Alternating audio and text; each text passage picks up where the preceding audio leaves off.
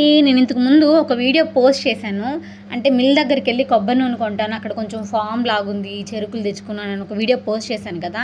దాని కంటిన్యూషన్ అనమాట ఇది. ఆ కొబ్బరి నూనె నేను అలాగే రాగా వాడకుండా అందులో వచ్చేసి కొంచెం ఆయిల్ కొంచెం హీట్ ఎక్కిన తర్వాత అందులో కొంచెం మెంతులు వేసానమాట.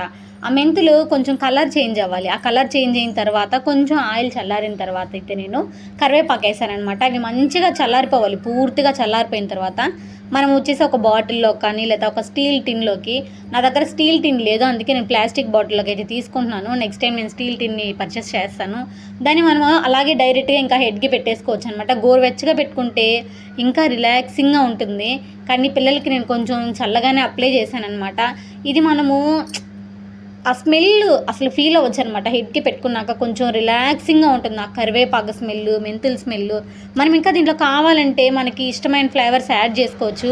అంటే మందార మాకులు కానీ, మందార పువ్వులు కానీ, లేకపోతే అలోవెరా కానీ ఇలా యాడ్ చేసుకోవచ్చు. కానీ నాకు ఈ రెండు సెట్ అయ్యాయి. మళ్ళీ ఇంకా ఎక్కువ ప్రయోగాలు చేయడం ఎందుకులే అని చెప్పని, ఉన్నదే మనకి తక్కువ హెయిర్, సో అది కూడా ఊడిపోతాయి అలా అని చెప్పి ఇంకా నేను ఓన్లీ మెంతులు కరివేపాకుతోటే కానిచ్చేసాను. అక్కడి నుంచి వచ్చేసాక అనిపిస్తుంది నేను డీటెయిల్గా కొంచెం లాంగ్ వీడియో తీసుంటే బాగుండేది. ఆ చెరుకుల్ని మొత్తం చూపించలేకపోయాను అనమాట. కంగారులో టైం అయిపోయింది అప్పటికే. సో ఈసారి ఎప్పుడన్నా వెళ్ళినప్పుడు నేను ఖచ్చితంగా లాంగ్ వీడియో తీస్తాను.